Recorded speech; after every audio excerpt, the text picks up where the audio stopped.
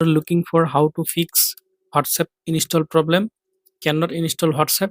In this video I show you how to fix WhatsApp not installing problem. For solving this problem, check method 1. Check storage space. Free up space if storage is full. Second method, incompatible OS. WhatsApp requires Android 5 or more newer.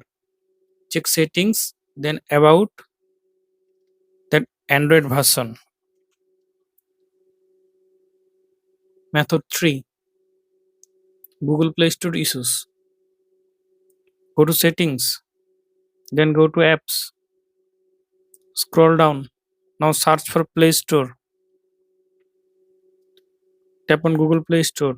Tap on storage. Tap on clear data. Tap on delete. Now tap on three dot. Now uninstall update. Now restart your phone. Start your phone. Open Play Store app. Now search for WhatsApp. Now tap on install. Now I hope that this method fix WhatsApp Messenger not installing cannot install problem. Thanks for watching. Don't forget to subscribe Thomas Guide.